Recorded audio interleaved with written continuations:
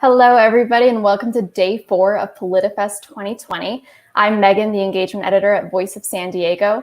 We're a nonprofit investigative news organization committed to holding public officials accountable and giving you, the public, the tools that you need to be advocates for the public good. As a nonprofit, we depend on members and donors like you to make our work possible, so thank you for your support. We want to recognize our sponsors before we get started: the Google News Initiative for supporting the creation of this virtual event, the College of Arts and Sciences at USD for underwriting all student tickets, the San Diego Foundation for supporting our community conversations, and also thank you to SDG&E, the Atlantis Group, the City of San Diego Retired Employees Association, City Heights Community Development Corporation, the San Diego County Democratic Party, and Business for Good. Also to Cox Communications, who has this special message for our viewers. Hello, I'm Chanel Hawken, Vice President of Government and Public Affairs for Cox Communications in California. I'm also a proud Encinitas resident, so I'm thrilled to be here tonight to hear about the vision for my city. Cox has been a proud supporter of PolitiFest for many years, and we thank the Voice of San Diego for hosting a forum where we can hear from candidates and their vision for their city. Civic engagement is important to us. In fact, our founder, James M. Cox, was a 3-term governor of Ohio and the Democratic nominee for president with FDR as his running mate in 1920. We're proud to sponsor this important community event. Thank you for being engaged in your community's future, and best of luck to tonight's candidates. If you have questions for our panelists, that can go in the chat box down below this video. You can also tweet along with us using the hashtag PolitiFest2020 on social media. And now I want to introduce our moderator, Caitlin Steinberg from the Coast News. Hi, Megan. Thank you for having me. So as Megan said, my name is Caitlin Steinberg. I am a reporter for the Coast News up in Encinitas. I have been covering this season's local election, and I have had the extreme pleasure of getting to know both of the candidates we'll be speaking to tonight, current Mayor Catherine Blakespear and challenger Julie Thunder. Hi, thank you for coming tonight. Thank you for having us. Thank you. Yeah. So as an Encinitas resident, I'm really excited to hear what both of you have to say tonight. And we've only got about an hour, so we should get started. So tonight I'd like to offer both candidates, obviously you'll both have moments to share your opinions and your stances on the topics at hand. And then I'd like to offer both of you a rebuttal, and we can switch off as to who begins each topic. And I figured we would start with the incumbent and first move to our challengers. So to kick it off, candidates, if you could both give a brief introduction of yourself. I know that there was a little intro that was played, but just a sentence or two about yourself. And tonight we will start with the incumbent, Mayor Catherine Blakespear. Well, thank you and greetings. I'm Catherine Blakespear, and it has been my great honor and privilege to serve as your Encinitas mayor for the last 4 years. And I am running for re-election to continue our successes. So during my time, we've really been on a roll. We have neighborhood improvements that are substantial. We are prioritizing our public's health, and we're a safe and a financially stable city. My opponent is consistently attacking me for my leadership and saying that I am destroying the community with overdevelopment and crime and homeless people and mismanagement of stormwater, among other things. And I just want to say that this is really fear-mongering, and it is rooted in negativity and lies. She is playing on a nostalgia and promising to return you to a mythical Encinitas that never actually existed in the first place. If you look around you in Encinitas, don't you love our city? I do. I feel like it's a fantastic place to live. And everybody I speak with tells me the same thing. People are happy with the improvements that we're making. I come from a family that's been here for almost 100 years. I'm 4th generation. My kids are 5th generation. And I really understand that heartbeat of our city. I feel the heartbeat. And there are no simple answers to the concerns about development, traffic, homelessness, and climate change. I try to tackle these problems by leading with our strengths. So by keeping things in harmony. And I'm always working to preserve what's great about our city and then enhance our beach town. We will always be a beach town because we are right next to the beach. And as we go through this forum, I hope that you think about whether you really want to dismantle the great things that we've done in Encinitas. I don't think most residents do. I hope our many accomplishments that we've had in the city since I've been your mayor for 4 years and our upcoming conversation tonight will help make your choice clear. I'd be very honored to have your vote. Thank you. All right, thank you, Catherine. Julie? Hi, Caitlin. Thank you for moderating tonight, and to the Voice of San Diego organization for having this. Encinitas has been my home for over 30 years. My husband and I are invested in Encinitas with our money, our hearts, and our time. We raised our 4 daughters here and someday hope to watch them raise our grandchildren here. As you can see, I have a personal stake in keeping our town safe from crime, environmental degradation, and overdevelopment. Encinitas is worth fighting for. That's why I'm running for mayor, to keep Encinitas a beach town, not a big town. And I thank the mayor for using my slogan in her opening speech. I love that it's catching on. Our current leadership likes to say, we're a well-run city. Well, if that's the case, why are we tangled up in nearly 20 lawsuits? Many of them a direct result of actions taken by our current mayor and council. Residents want a different future for Encinitas, and so do I. We want roads that are safe, not cluttered with so-called improvements that send bicyclists to the hospital. We want our lagoons and ocean protected, not polluted by runoff from overdevelopment and shoddy infrastructure. We want a user-friendly, resident-focused city hall. We want our leaders to place public safety first. My support from law enforcement has earned me the endorsement of the Deputy Sheriff's Association. We want managed growth. We can grow our town without destroying our town. Finally, we want to preserve the unique character of Encinitas that attracted us to live here in the first place. Thank you again. I look forward to answering the questions. Great, thank you very much. So if we'd like to start with our first issue we're going to address tonight. And let's see, because we started with Catherine with the introductions, we'll first start with Julie with this. So for this first issue I'd like to talk about housing tonight. So I have the same question for both of you. How do you propose bringing Encinitas in compliance with state mandated housing requirements? And Julie, we'll start with you, as we just started with Catherine a moment ago. Well, we have something in our city that the people voted in. It's a voter initiated item that is our law by the state of California, and it's called Prop A. It's very similar to Escondido's Prop S, and Yorba Linda and Pacific Beach Ocean Beach also have a similar type initiative. And what Prop A does is protect our community character from being destroyed by a current or future greedy council. And Prop A was brought about and was popular because so many times in a town like ours where property values are very high, developers want to come in and develop. And once you're here, you don't want to see large apartment buildings on every corner and massive traffic like in Pacific Beach. So I'm a believer in Prop A, and I supported it when it passed in 2013.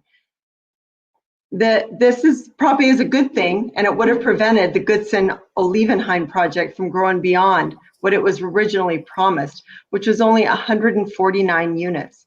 And now it's at a projected 283. That's almost double the size that the people of Olivenheim were told would happen.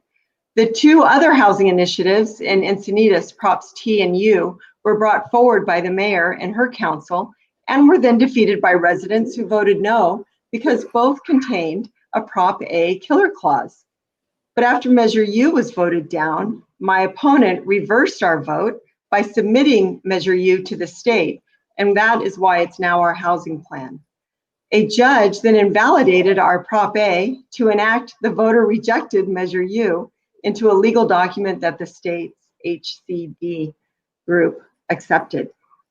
And then, to make everything worse, after 2 reversals of our vote, my opponent sued the residents of Encinitas to invalidate Prop A for all future housing elements. This will allow her and this 5-0 council to place high-density apartments and condos around town in even greater numbers, with even less input from residents. So I proposed a 3-point plan. Number 1, we form a coalition with other cities in the state. You know, there are 350 cities that the state has told need to build a combined total of 2 million housing units. That's going forward from today. That's over 6,000 units on average per city. And you see what that's happening, what that's doing to Encinitas. The Embarcadero Institute just discovered that that number is almost double, is wrong by almost double. So I think there's a lot of play here. I think the other cities that are in this fight and are already working together, the cities like Redondo Beach, Beverly Hills, Cupertino, Yorba Linda, Coronado, they're already working together. So I would like to work with them. They're finding creative solutions. They're finding ways, finding things that HCD will accept that our mayor and council couldn't find. So that's what I would like to do. And I also would like to see the state reconsider that 350, their overreach and unfunded mandates that they're forcing on all of us. It's not fair and it's not right. The other thing I would look at is the county. The county comes up with our regional housing needs assessment allocation, and my opponent was the chairman of the committee that did that. And that committee, her actions on that committee is exactly why the city of Coronado is currently suing Sandag, because that committee took more housing units than it needed to, and now Coronado is in a lawsuit on their own. So this is just a mess. And a lot of it is being brought on by our current mayor and the council that follows her on almost every vote at 5-0. I'd like to return to the original staff recommended number for our RHNA numbers, and which would lower what we're taking on right now. And since RHNA is a regional number, let the cities who want more housing have it. They're out there. And by the way, we can do our affordable housing without all this high density that's going to ruin our town. All of these projects, these 15 projects that she's brought in, come with no funding for schools and no changes to traffic, no improvement to the intersections that they sit by, and it's going to be a complete mess. And that's what's happening. People in each area are waking up. So lastly, my third point is local. I will never, ever sue the residents, and I will never, ever reverse your Prop A. We have a right to that. And it's offensive that our own city government has taken away that right. I'll work with residents to find a community-based solution, and I'll really work with residents, not just a little 5-member group that I put together that was one-sided with only one member from the opposition. And the residents had a lot of good suggestions for our housing plan that were ignored. And I also would consider bringing back the community advisory boards so that each community feels adequately represented. Thank you. Thank you, Julie. So, Catherine, you have your own time to answer the question now. Yes, thank you. I think the big picture for me is that I'm living in the real world. So the real world is that the city of Encinitas lives underneath the laws of the state of California, and we have to do the zoning that is required. So we have spent years in lawsuits following the strategy that my opponent is suggesting. And those lawsuits, we lose them, and we are under a court order to do something in 120 days that is not the way we would want to operate. I think that having affordable housing in our city is not just the law, but it's also the right thing to do. And it is possible for us to add affordable housing without ruining our community character. Those two things are not opposites of each other. We need affordable housing because that is what creates a diverse and inclusive community. We have a median home price of over $1 million. And if we are not intentional about trying to create the opportunities for people who are teachers and firefighters and service workers and seniors and artists, your kids when they grow up, us as we age, we will be pricing everybody who creates community character out of this city. So in no way am I suggesting that we overbuild, that we ruin our community, that we take away your vote. What I'm suggesting is that we follow the law, we do what's right, we add some amount of affordable housing. We have a city with about 25,000 homes, and we are being asked to provide additional homes of about 1,500. So this is not a massive amount of additional housing. This is a small amount of additional housing, and we should do it. I want to say that we are not suing our residents, we are suing the state. And the suggestion repeatedly that we are suing our residents is false. We are suing the state because we are trying to protect the right to vote under Prop A, given the constraints of state law. So those two things are clearly at odds with each other in certain circumstances. There's just no denying that. And we need to be able to comply with the law and protect your right to vote. So that's what we are involved in this latest lawsuit about. So I think the question was about, actually, what are we doing to provide affordable housing? And one of the things I'm most proud of is our accessory dwelling unit program, or our granny flats. We are a city that is largely suburban. So we have a lot of homes that have the capacity for another little home on them. And we wanted to make that really easy for residents. So we waived permit fees, expanded the building envelope, and we have more than tripled the number of accessory units or granny flats in the city. And this gives the value to the landowner. This is not a big developer. This is saying, let's provide the opportunities for people to help their parents move in, or their caregiver, or their children, or have it for any number of different flexible needs people have in their lives for more housing. And so these are solutions. You know, this is what you want in your leaders. You want people who say, okay, this is reality. This is state law. What are we going to do about it? And then to really push on making changes, because changes don't just happen on their own. You have to have leadership. And so going all in on that and saying, what can we do? Let's investigate all of the different ways this is possible. Where can we cut regulations and red tape? What fees can we waive to make this possible? Because every additional unit we add of a granny flat is a unit that we're not upzoning. But we have to do some upzoning.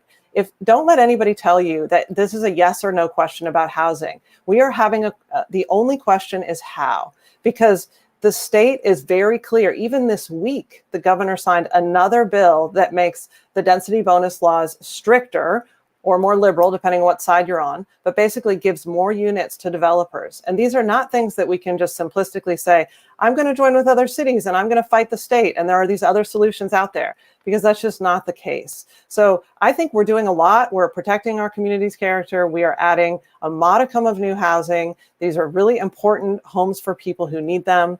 And it is part of a diverse and inclusive community. Thank you. So, Julie, I want to provide both of you, a quick moment of rebuttal in all of these conversations. And so let's start with Julie. If you have, if you have a rebuttal. Yeah, I do. A couple things.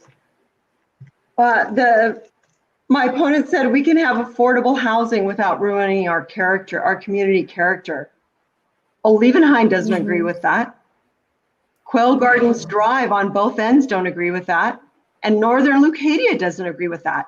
They are all going to suffer the consequences of putting these oversized projects into their neighborhoods without any upgrades to the streets and without any money for the schools. Those people are not happy, and we can all understand why.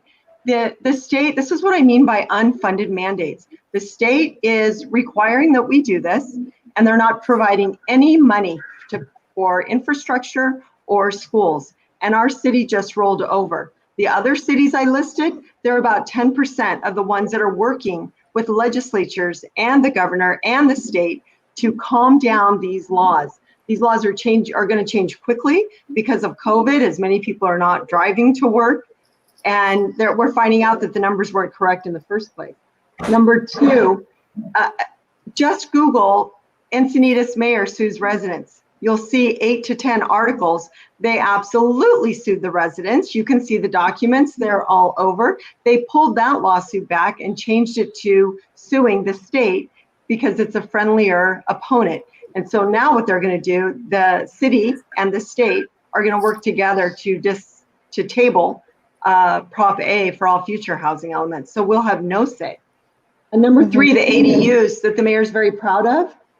Our planning commission unanimously approved them at 1,000 square feet and a single story.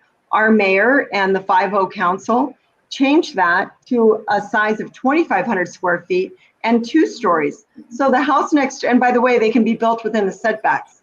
So both houses next to you on either side of your home can now add a 2-story extra house on their property, and there's nothing you can do about it. That is not preserving community character. Okay, so Catherine, if you'd like to take 2 minutes for yourself to Yeah. rebuttal to Julie. Thank you.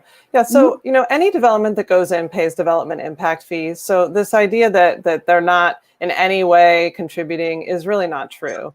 And also, I mean, I just want you to really listen to what my opponent is saying. She's essentially saying, we want no change, we want no affordable housing, we want nothing to be compliant with state law. Her path would lead us straight back into all the lawsuits and this huge mess that we have spent years cleaning up. And as an attorney, I know that lawsuits are inevitable, but there is something that really is deeply moral, I think, about getting right with the law. Like, we as a city, when you swear your oath and you are sworn into office, you need to say, we are going to try to comply with the law, and we're going to do it in a way that works for us. So we're not going to have our authority taken away by state bureaucrats or judges. I mean, that's all a bad situation. So it's really such a simple answer to say, we're just going to fight back, and we're going to somehow change the clear direction of the state. And if you think about it, the state is trying to solve problems around rampant homelessness, a massive affordability crisis, the middle class who is having to move out of places like Encinitas and drive in to work here. I mean, people are moving to outer Escondido, to Murrieta, because we do not have affordable housing. So we need to embrace the reality that we have to add some, that it is part of our diverse community, and that we can do it in a way that works. Instead of focusing on all of these things that are wrong and all the reasons that we shouldn't have it and we shouldn't have to change, I feel like that's an old narrative that does not address our reality. Our current reality is that we have to actually tackle these problems. So dig in and try to solve the problem instead of fighting it and saying that somehow there's some magic back door that the rest of us don't see, because there really isn't. And there are those other cities, I mean, they are involved in lawsuits too, like Newport Beach being actually sued by the state, right? So that's not a position you want to be in. I wouldn't elect people like that. I don't want to spend $2 million we've spent on lawsuits. That's all taxpayer money. We could be spending that on a lot of different things, but we spend it in this fight over housing. Okay, thank you. Let's move on to the second topic so we can keep moving here. So, transportation. I mean, the Highway 101 runs through the heart of Encinitas. You know, it has some of our most vibrant shops and restaurants, and it is right next to the beach. So in the last year, we've seen some changes on the Highway 101. We've had the installation of, a new bike path, as well as we've taken steps forward in city council meetings with the 101 project in Leucadia called Streetscape. So we started with Julie last time, so let's go back to Catherine. So Catherine, during your terms as mayor, the city has made a lot of improvements to transportation in the city. We had the installation of the coastal rail trail, as well as the bike lane on the 101. And the city council has recently voted for railroad crossings in Leucadia, and we're now moving forward on Streetscape. So if elected again, how do you plan to continue with all of the improvements that you've done while you've been as the mayor? And how would you involve resident input in these future construction projects on transportation issues? Well, the residents are the foundation of all of this. I mean, residents are the ones who are asking for an improved transportation network. And the Leucadia Streetscape project, which you were just referring to, is something that's been in the pipeline for more than 10 years. And it was the residents and the businesses in Leucadia saying, we want an improved situation down here. I think, like the accessory dwelling unit program, all of these transportation improvements are the other thing that I am most proud of. And the reason for that is that these are real facilities that people are out enjoying their lives. We have made life better for residents by investing in these public spaces and making it so that people want to go and exercise and transport themselves outside their car, be with their families, go to the beach on their surfboards, go for a walk with their dog, strollers. Everything that you see outside on things like the Coastal Rail Trail in Cardiff are what we'll be bringing to Leucadia with the Leucadia Streetscape project. And I think all you really have to do is look to the past in Cardiff to see the future in Leucadia, because the fight in Cardiff was my opponent with her organization, No Rail Trail, dead set against building the Coastal Rail Trail. and me championing the rail trail and it being built eventually. I mean, it was built, thankfully, actually extremely quickly for a government, I think. And it is now beloved by everybody. And I am proud that we were able to do it. And I have no question that in Leucadia, when we are creating that public space, that public square, that vertical park with roundabouts, 1,000 trees, organized parking, sidewalks that are continuous, bike lanes that are separated from cars, all of that will be that retaking of our street for our Encinitas residents. Right now, it is a cut through for people who are trying to avoid congestion on the freeway and headed wherever they're going. And so they drive through our town, and we don't need that. We could have that space be for our residents. And I think people desperately want that. We're also investing in railroad crossings, underground railroad crossings, organized parking called parking pods in the rail corridor. I mean, it's really tremendous, all the different things we're doing with public space. And it all is based on what the residents are asking for and being responsive to that. I'm grateful that we don't spend all of our money on all just the necessities of a city, like law enforcement, sewer, that kind of thing. And we don't have any money for capital improvement projects, but we have been really fiscally disciplined and we have money for these projects and we are investing in those projects. And those projects, of course, are not cheap. I mean, you can't say, I know what my opponent's going to say, it's $55 million. We don't know that. We haven't gone out for a bid for it. We have no idea what the actual cost of it is. We are doing phase 1, which is nowhere near that expensive, with the undercrossing at El Portal and then the first roundabout and the first parking pod. And it's going to be really exciting. People will be able to cross the railroad tracks now on foot or on bike in ways that they never were able to do before. And I'm very proud of that. And I feel there's no question that it is resident driven and that it will improve people's lives substantially. Mm-hmm. Okay, thank you. Julie? Thanks. Well, let's start with the rail trail. I did lead the group, No Rail Trail, and we weren't against having a rail trail. We promoted the rail trail being placed on Coast Highway, which was called the West Side Alignment. Mayor Blakespear agreed with us and actually argued that in front of Coastal Commission.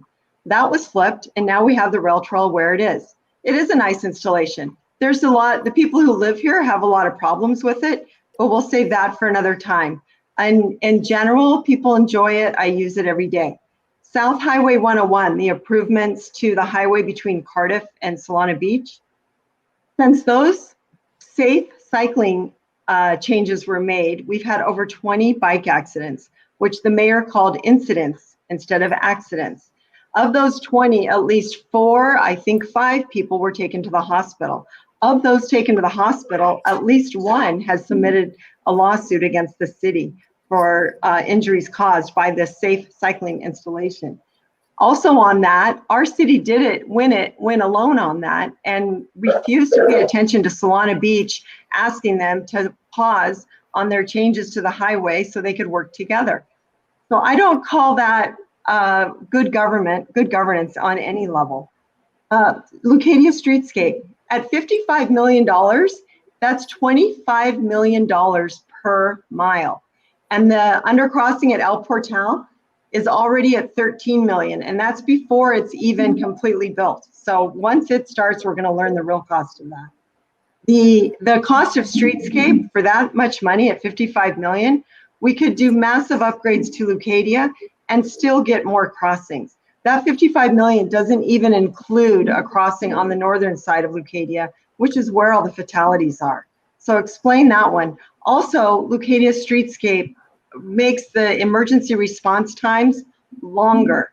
And that's been verified by both the fire marshal and the Coastal Commission. The other thing that Streetscape does is it moves traffic. When they did the EIR, they made the assumption that the extra traffic that diverted from the single lane in each direction that they're changing it to would move to Vulcan. And it doesn't include any improvements on Vulcan for the additional traffic. What I would rather see done is upgrades to 101 without reducing it to 1 lane in each direction, and lots of sidewalks put in all the way from the north part to where the new hotel is, back down to the new undercrossing that they're installing right now. I would also like to look seriously into trenching the tracks. trenching the tracks would do like Solana Beach did and give us much more of the rail corridor back to use for a linear park, more bike trails and walking trails. And Carlsbad is doing that right now. And since they're in the middle of the process, we could benefit by what they've already gone through. And that would be a long-term plan that would go through likely several councils. But in the meantime, Leucadia deserves an upgrade. I don't understand why so many city councils have overlooked them.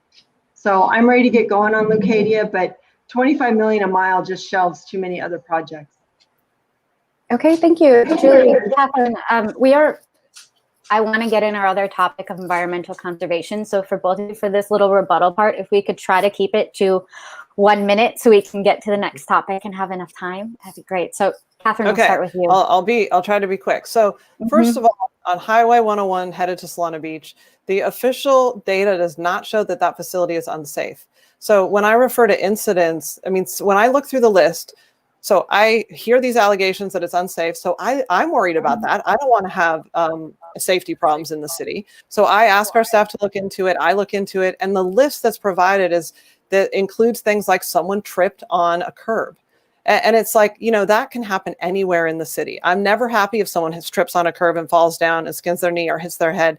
But these things do happen. It doesn't mean the facility is unsafe. So the official data does not suggest or show in any way that this facility is unsafe. It is another one that's beloved by people. And if we wait for cities like our neighbors on either side or anybody else to move forward with projects in our city, we will be waiting indefinitely. I think you have to look at, I feel like what's important to say is this a good project? Do the residents support this? And then say yes to things. And I think what you're hearing from my opponent is all the reasons to say no to things. And that's what I fear and feel that we would be going backward. We would be saying no to opportunities. We would be saying no to improvements. We would be saying no to being a more diverse and inclusive city. And leading with that, both compassion, hard work, commitment to you, those are my values. And I think that when you look at these improvements, everything costs money. I mean, the Encinitas Community Park cost more than $50 million. And that was 10 years ago now. I mean, so to say, oh, we shouldn't do it, we should do this other thing, those are all ways to end up saying no instead of saying yes to what is a good project that has been thoroughly vetted. And Leucadia Streetscape is that project. Okay, thank you. Julie? South Coast Highway 101 is a highway. The speeds on it the speed limit was 45 miles per hour.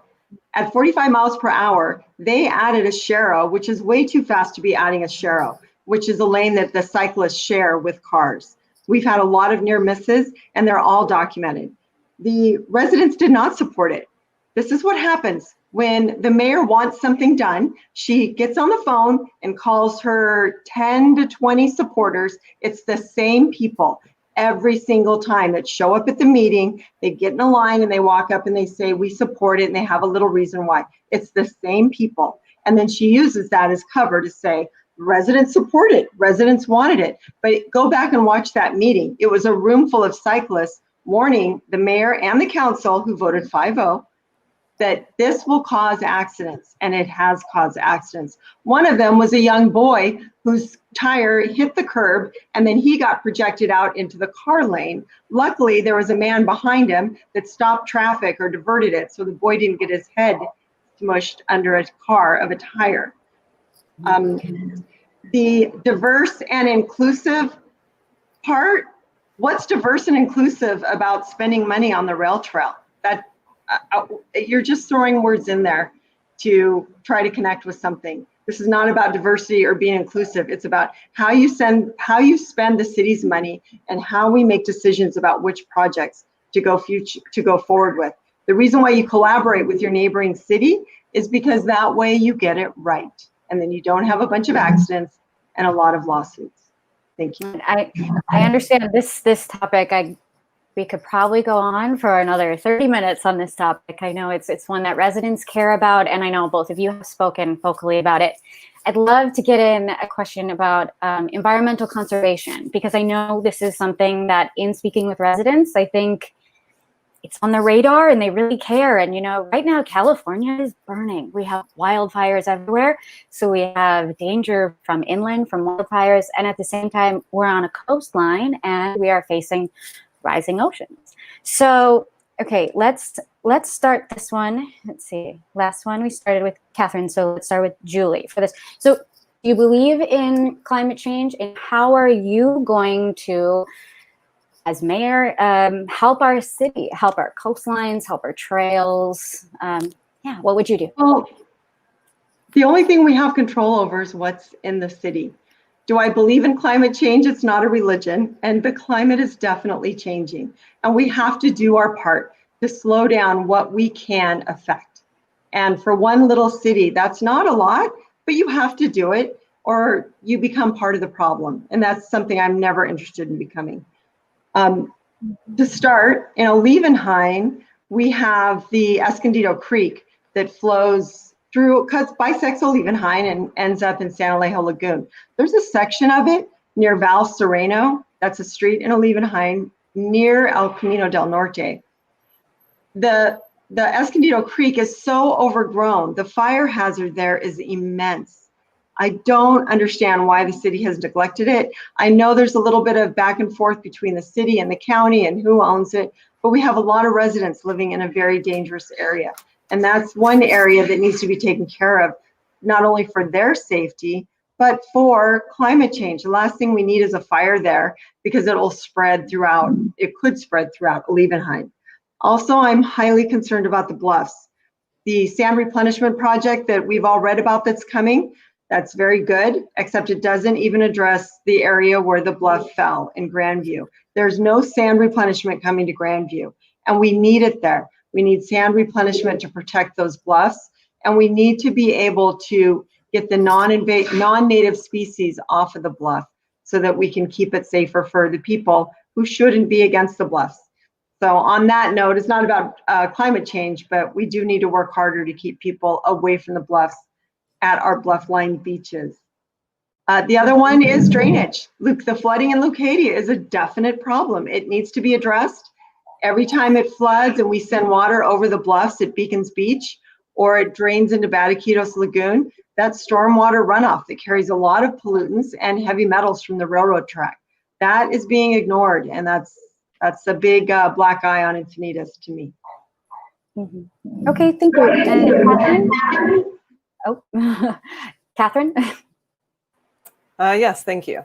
So I think you were right in your question when you were stating at the beginning, Caitlin, that people care about the environment in Encinitas. I mean, we're a coastal community and people care deeply about our coastal environment, reducing our plastic waste, and also just making sure that we're doing our part to cool the climate. And I think what's true and clear is that ultimately it's up to cities to lead on climate change, because all of the decision making around the transportation network, which is the greatest contributor of emissions, and the other emissions creators like our energy sources. We've moved to CCE, community choice energy, to have renewable energy sources, how we manage our trash and waste and our landfilling of green material. All of those things are what go into our carbon footprint as a city. So we are working on that all the time. We have a gold standard climate action plan, which guides all of our development decisions and other decisions. There's an analysis under our climate action plan. We won a statewide award for that plan, and we have, there's accountability in there. So we have things that we're doing, like our plastics ordinance, to reduce the amount of waste that we have in our city in those categories. I think some of the other things that were mentioned are, I mean, fire. We see climate change when you're thinking sea level rise, fire, temperatures rising in general. And those are things that we, of course, as a city are dealing with and worry about. I mean, we don't just go out and clear everything because it might catch on fire. You know, there are always this balance of private property rights and endangered habitat and also, of course, fire risk. So we have great firefighters. I am always hyper vigilant, especially in this time, this exact month of October, where fire danger is so high. Always getting updates and keeping tabs on things. And I think that that there's no question, if you care about the environment, that this council and me as the mayor are doing everything we can in those areas. I've been endorsed by the Sierra Club and the League of Conservation Voters and Climate Warriors. And this is all because of the environmental commitment that I bring to this. And it is happening across the board in all areas of the city. Thank you.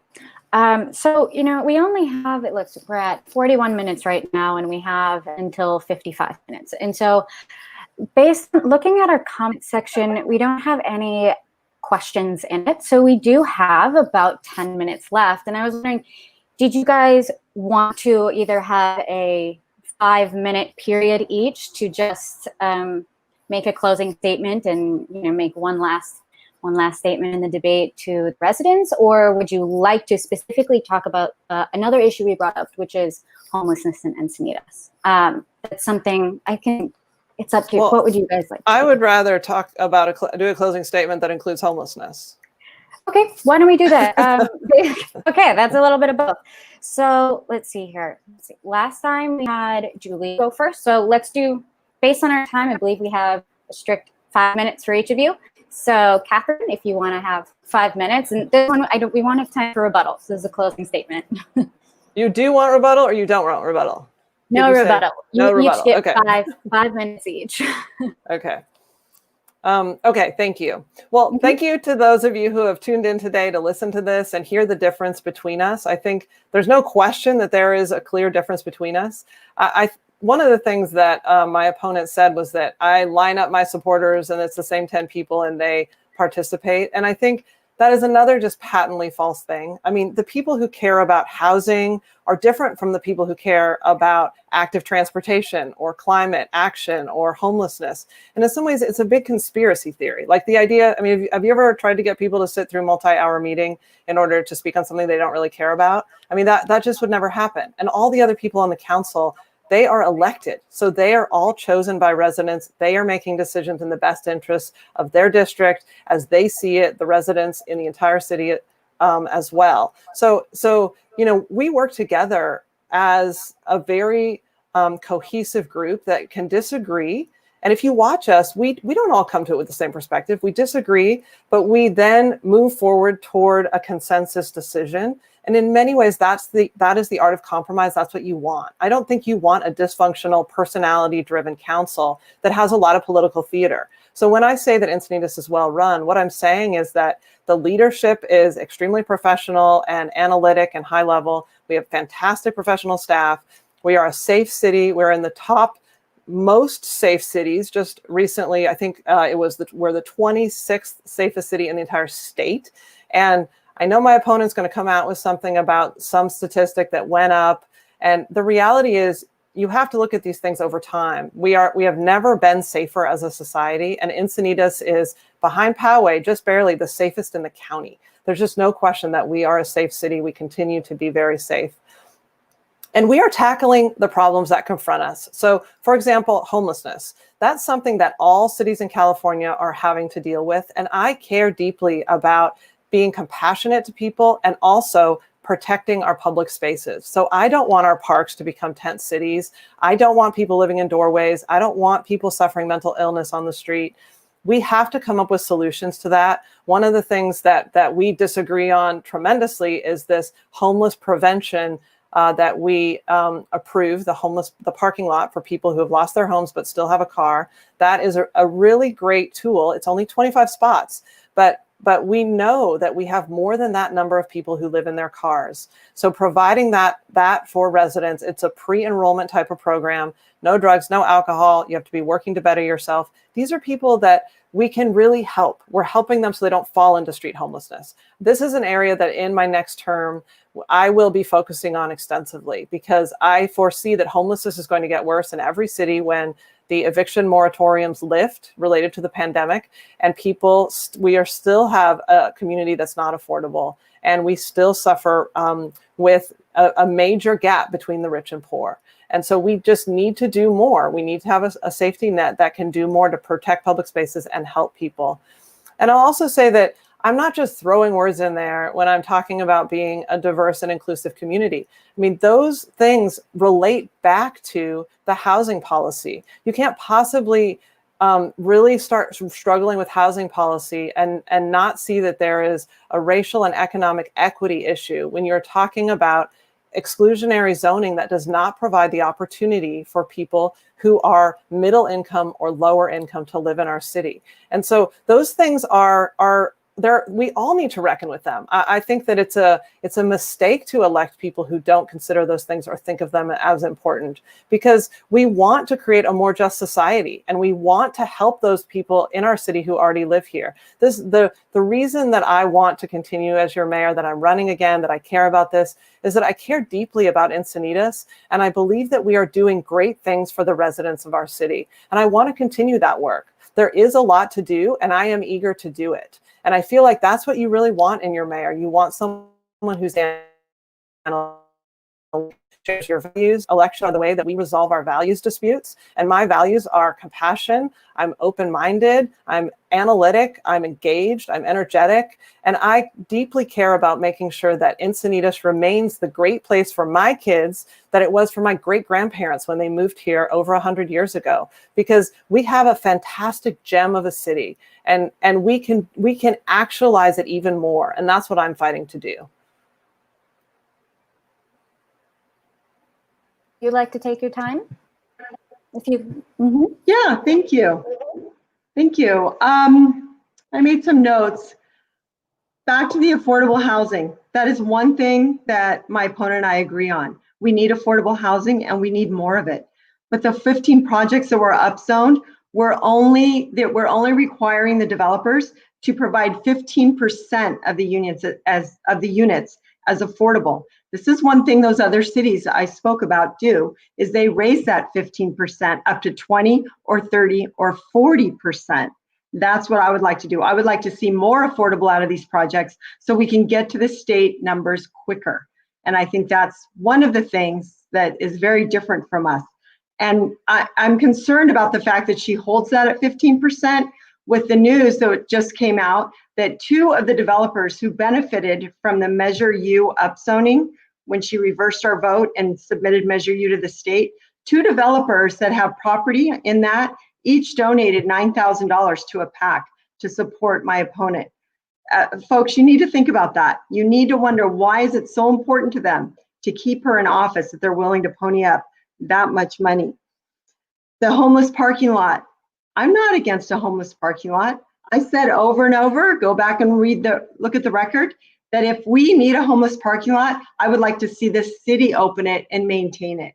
And now that we have the homeless parking lot and it's not full, there are people using it, and I'm happy for them if they have a safe place to sleep. But why are we allowing people to sleep all over the city now? The park by my house is full every night. The the railroad corridor in both Cardiff and Leucadia have people camping in it every night. Why are we allowing that? There's drug busts with these cars that are camping. There's people using the street and the neighbors' yards to go to the bathroom. Why are we allowing that if we have this, if we just invested all this money into a homeless parking lot? We need to get those people to go there. I don't understand that. And on that note, our crime rate has gone up.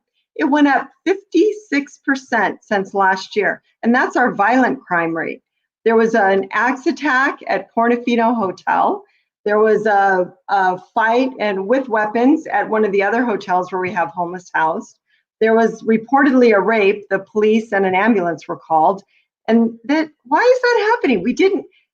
I'm not saying we never had crime. We didn't have it in these numbers. And as far as the homeless, there's so many levels of compassion, which is above letting them sleep on the ground.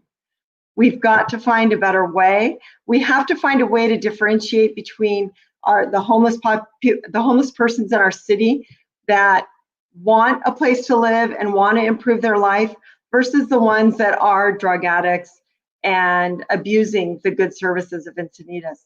Ask the shop owners in downtown Encinitas. They have to hose off the outside of their sidewalk every morning. Folks, we're Venice Beach and Santa Barbara already. You're just not seeing it unless you come into downtown in the very early mornings. So we need to find a better path for the homeless that have moved into our town in the last year, and for the crime that's really shot up in Encinitas. By the way, with that 56% increase, our neighboring cities went down. Solana Beach, Carlsbad, and Del Mar all went down in crime while we went up 56%. That's a big difference. That needs to be addressed. And if you're looking for that report, just Google Sandag crime report. It'll come right up. Thank you. I have one question in general, and in regards to that last statistic, the number that you just said, Julie, you just said it went up 56%. Do you have the numbers to place that in context at all on hand, or is that something that just you suggest people Google this recent Sandag report? Well, I don't. I mean, if you want to wait, I can pull up the site. No. But you can. If you want to know like the actual number of what the violence were, it is listed on the site to what happened. But they very clearly say this is not numbers that I created. It's not numbers that I made up. Very clearly, Encinitas overall crime up 22%. Violent crime up 58%, property crime up 17%. So that's from Sandag. Mayor Blakespear is the vice chair of Sandag. Well, I think you have to say, I mean, if you have one violent crime and then you have two, it's gone up 100%. So, I mean, I think you have to look at the raw data. I'm not aware of this, but I do know that we are a safe city. The statistics over time reflect that. And I mean, you can throw out one incident that allegedly happened and say that makes us unsafe, but it's really just not true. I mean, so I would ask. Do you deny the Sandag report? You're the vice chair of Sandag.